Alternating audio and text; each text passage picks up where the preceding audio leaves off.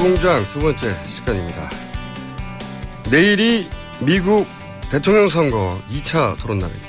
그런데 최근 공화당 트럼프 후보의 음담 패설 녹취록이 공개되면서 선거판이 요동을 치고 있습니다. 해서 관련 분석 좀 해보겠습니다. 아산정책연구소의 김주윤 박사님 나오셨습니다. 안녕하세요. 안녕하세요. 네.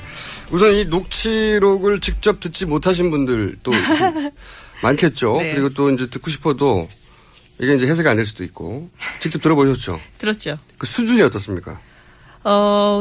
글쎄, 이거를 이제 미국에서는 라커룸에서 하는 대화다라고 해요. 남자들이 뭐 운동하거나 샤워하면서 뭐 라커룸에서 하는 대화라고. 우리나라 같으면은 이제 남성분들 술 마시고 건하게 취해갖고 하는 진한 음담 패설. 모든 정치연대 사회 문화가 결국은 여자 얘기로 결론 나는 남자들의. 예. 여자 얘기로 결론이 나는데 그래도 약간 이제 수준을 좀 본다면은 그래도 모르겠어요. 제가 여자라서 그런지 이건 좀 많이 저질스럽구나라는 이제 수준이죠. 언어라든지 사용한 말이라든지 내용이라든지 뭐 누구든지 뭐 나같이 스타인 남자가 가면은 건드리면 다 넘어와 뭐부터 시작을 해서 아주 비속어까지 쓰고요. 그러니까 이게 남자들끼리 라크롬에서 한 대화라고 인정을 하더라도 이건 너무 수준이 낮다 이 정도 수준인가요? 그렇죠.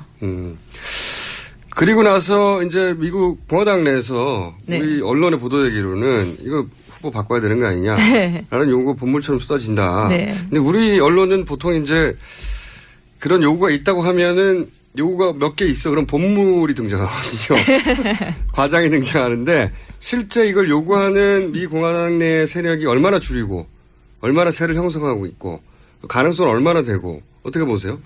발언자 하나하나의 면면을 볼 때. 미치 매커넬 같은 경우는 상원 대표이기 때문에 상당히 이제 파워가 있는 사람이고, 그리고, 근데 뭐 또 알려진 저명 인사라고 본다면은 뭐 맥케인 네. 같은 사람이 아리조나, 네, 아리조나 상원 의원이고요. 그 정도는 굉장히 유명한 사람들인데 지금 면면을 살펴보면은 그런 사람들이 많아요. 그러니까는 굉장히 그 기독교 복음주의적인 성향이 강한 유권자들이 있는 주, 유타주라든지 뭐 아이다호주 이런 주의 상원 의원들이 이제 강하게 주장을 하고 있고. 그러니까 자기 주의 성향상 여기에 발언하지 않으면 안 된다고 그렇죠. 생각하는. 여기에 대해서 이제 세게 얘기를 해주지 않으면 나도 다음에 위험할 수 있겠다 이런 사람들이 있고. 그리고 지금 강하게 또 얘기를 하는 사람 중에 한 명이 아요트라고 그 뉴햄셔주 상원 의원 요번에 선거를 치른 사람이거든요. 네. 지금 굉장히 박빙이에요. 뭐 그래서 2010년에 당선이 됐었는데 그 당시 이제 티파티 응원으로 당선이 됐는데 네. 요번에 잘못하면은 갈릴 수 있겠다라는 위기에 처한 사람 그리고 뭐 일리노이주의 현 상원의원 뭐 마크 커크 같은 사람 그러니까 본인들의 안위가 상당히 많이 걱정되는 사람들이 얘기를 하고 있습니다. 본인이 재선되기 위해서 인기성 발언을 해야 되는 사람들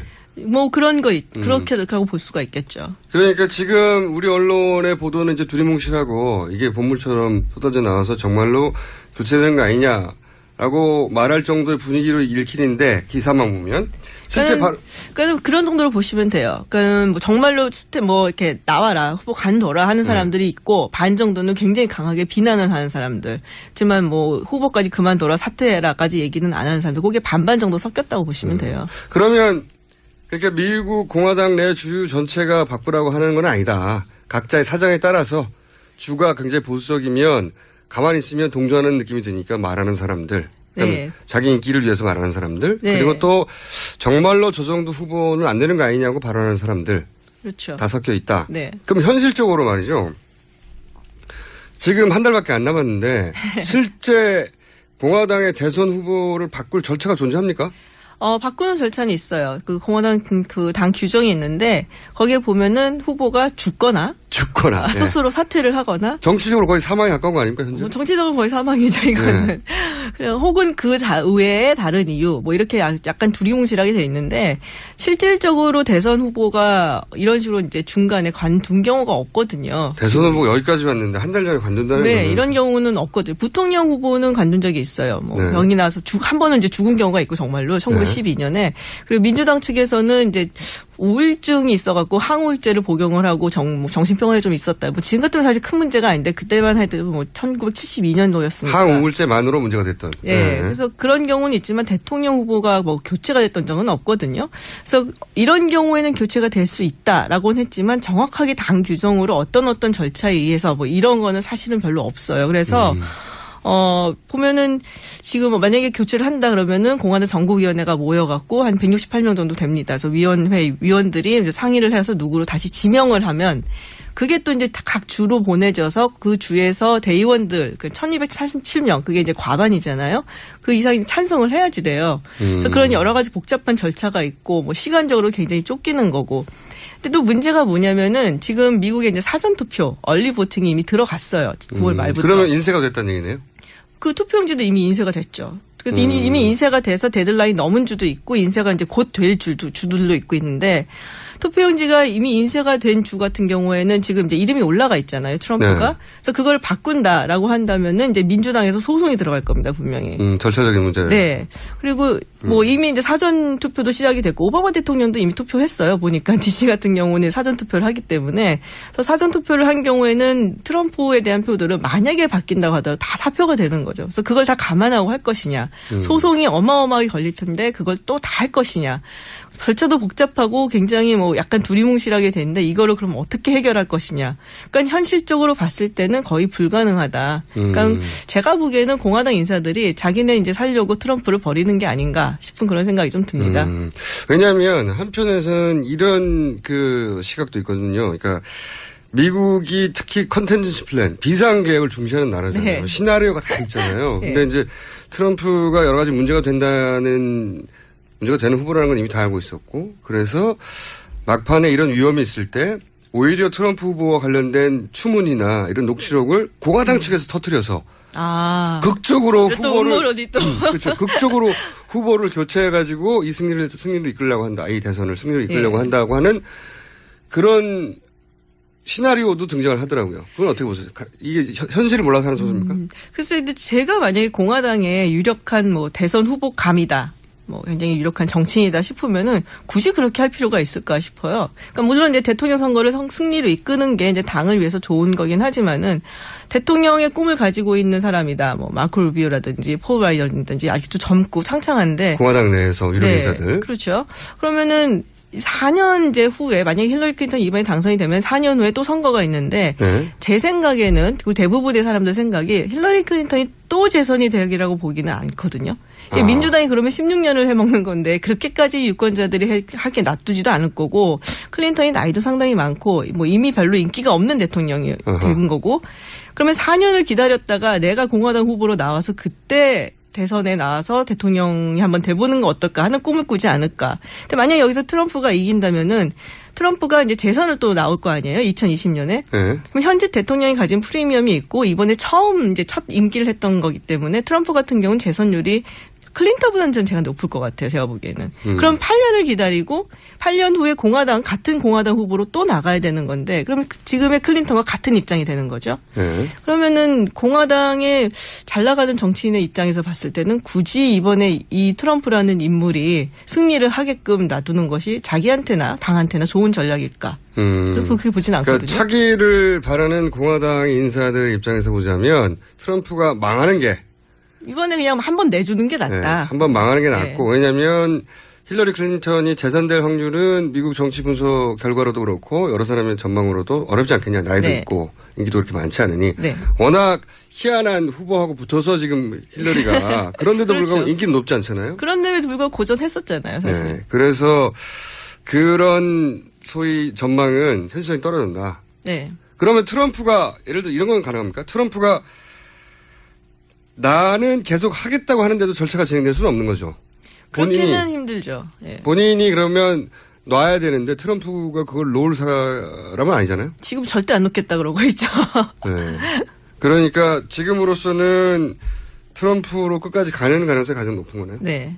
그러면 지금 현재 기준으로는 물론 토론회가 앞으로 남긴 남았습니다만 현재 기준으로는 힐러리가 승리할 확률이 대단히 높아지는 거네요. 지금 계속 높아지고 있어요. 그러니까 이게 그 전주에 이제 뉴욕타임스에서 세금 문제를 한번 때렸었죠. 그래서 세금 뭐 탈세라고 하긴 좀 어렵지만 하여튼 뭐 비정상적인 절세. 그렇죠. 네. 편법 아주 대단한 편법을 써서 십몇 년 동안 세금을 한 번도 안 낸. 여가세금 한 번도 안 냈죠. 그래서 그 문제로 이제 터뜨렸는데 사실 이 세금 문제 같은 경우 세법도 복잡하고 불법은 아니잖아요. 어찌됐든 간에. 그렇기 때문에 사람들이 그럴 줄 알았어. 그리고 또 사업하는 사람 다 그렇지 하고 넘어가는 일부 유권자들도 꽤 있고. 트럼프기 때문에 넘어가주는. 네. 근데 이게 이제 이런 경우 요번에 나왔던 스캔들 같은 경우는 이게 너무나 직접적인 음담패설이고 그리고 트럼프의 육성이 들어가서 그게 녹음 파일이 공개가 됐다는 거는 완전히 차원이 다른 얘기거든요. 그리고 굉장히 쉬운 이슈예요. 세법같이 어려운 게 아니라. 맞습니다. 그래서 사람들이 알아듣기도 쉽고 타격도 훨씬 큰. 게다가 두 번째 공개된 녹취에 따르면 트럼프 본인이 자신의 딸을 또 성적 농담의 대상으로 삼아요. 그게 이제 하워드 스턴이라고 그 네. 미국 DJ예요. 라디오 DJ인데 워낙에 그런 약간 지저분한 농담이면서 아주 원색적인 얘기를 잘하는 걸로 유명한 사람입니다. 이제 거기에 나와서 한 얘기인데 그 하워드 스턴이 야, 니 딸 진짜 끝내주더라 뭐 이런 식의. 그럼 화를 내야 되는데 아빠가. 그러니까 아빠가 돼갖고 화를 내야 되는데 그치 끝내주지 뭐 이런 식으로 맞장구를 쳐갖고. 네. 예, 그게 또 공개가 됐어요. 네. 이게 타격이 점점 커지는데 그러면은 2차 토론 때 이런 거 없을 때 2차 토론 때 아마도 트럼프가 이런 공격 포인트를 들고 나올 거다. 언론들 예상한 게 많이 있지 않습니까? 이번에 이제 그 월가 연설을 했던, 그러니까 골드만삭스에 가서 그 힐러리 클린턴이 연설을 했는데 그 내용이 이제 좀 문제가 돼서 나왔어요. 근데 워낙에 트럼프 사건이 파장이 크다 보니까 약간 묻혀지는 그런 경향이 좀 있었습니다만은 거기서 이제 자유무역을 옹호를 했고 그리고 뭐 기업들이 잘 살아야지 되고 약간 굉장히 공화당스러운 발언을 했어요, 사실은. 친기업적인 발언. 네, 그래서 그 부분에 대해서 결국 분명히 넘어질 거고 지금 그리고 남편인 이제 빌 클린턴의 성추문 그리고 성폭행 얘기까지 하고 있더라고요. 그러니까 본인이 성적인 농담으로 공격받고 있으니 틀림없이 당신 남편은 더 했고 그렇죠. 당신도 네. 그때 여성을 공격하지 않았냐 힐러리한테. 네, 맞아요. 그런 포인트가 나올 거라고 생각하던데. 예, 요번에 그 트위터에 이제, 트위터가 아니 공개 이제 사과를 했죠. 자기가 사과를 한다면서 올린 영상을 보면은 사과인 듯 사과 아닌 약간. 트럼프가. 예, 트럼프가. 거기서도 그 얘기를 해요. 빌 클린턴이 얼마나 못된 짓을 했고 힐러리 클린턴이 그 여성들, 그러니까 피해자들에 대해서 비난을 했었다. 그래서 그 부분에 대해 그리고 이제 거기서는 얘기하지 않았지만은 기자 인터뷰에서 그 부분에 대해서 2차 토론 때 공격을 하겠다라고 얘기를 해서. 그 루렌스키 얘기가 나오는 거죠, 사실. 루인스키 얘기도 나올 것이고 다른 얘기도 뭐 좀 나오지 않을까. 그래서 좀 지저분한 토론이 되지 않을까. 그래서 그렇게 보고 있습니다. 그런 전망을 다들 하긴 하는데 지금 미국 대선을 보면 항상 누가 승리할 것이라고 하는 전망 퍼센테이지를 내놓는 사람들이 많잖아요. 아주 많죠. 연구소나. 네. 그러면 그런 통계치들이 지금 계속 힐러리 쪽으로 계속 올라가고 있습니까? 힐러리 클린턴 쪽으로 올라가고 있어요. 가장 낮았던 것이 이제 한 55% 정도는 네이실버라는 사람이 운영하는 그 538이라는 사이트가 있는데 그 사람이 이제 그 전에 2008년, 2012년 대선을 굉장히 정확하게 맞췄던 사람이거든요. 근데 제일 낮았던 포인트가 55%였는데 1차 토론 그리고 뭐 세금 문제 그다음에 이번 사건을 거치면서 힐러리 클린턴이 거의 80%의 당선 확률이 지금 나오고 있습니다. 그러면 트럼프가 이길 수 있는 경우는 어떨 때 가능하다는 겁니까?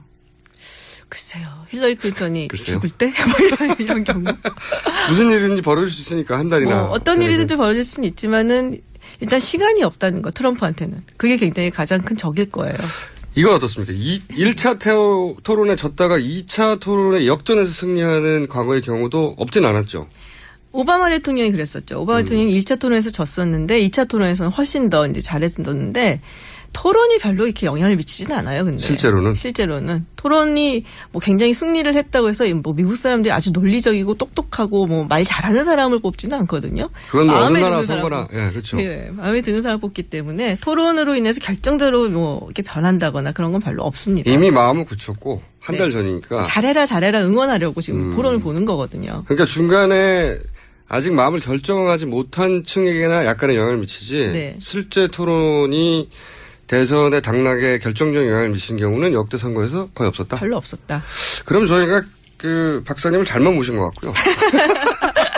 어차피 영향이 미치지도 않을 토론의 얘기를. 하지만 이 토론에 대해서는 언론은 계속 분석하죠. 그럼요. 저도 분석합니다. 그래도. 미국 언론도 마찬가지인 것 같아요. 네. 예, 어차피 영향이 미치지 않지만 토론했는데 분석 안 하면 할 일이 없잖아요. 그럼요. 그냥 언론이 할 일인데. 그래서 어쨌든. 여하간 토론의 결과로 영향을 미칠 것 같지는 않고 퇴임할 것 같지도 않다. 뭐 이 정도 수준이면은 토론을 아무리 잘해도 뒤집기는 힘듭니다. 뭔가 다른 일이 있으면 글쎄요. 그러니까 뭐 큰 천재지변이 일어난다든가 전쟁이 난다든가 아니면 힐러리에도 못지않은 음담패설 녹취록이 막판에 등장한다든가 그렇지 않다면 지금 판세가 그대로 갈 것 같다는 게 김지윤 아산정책연구소의 박사님의 분석이었습니다. 오늘 말씀 감사합니다. 감사합니다.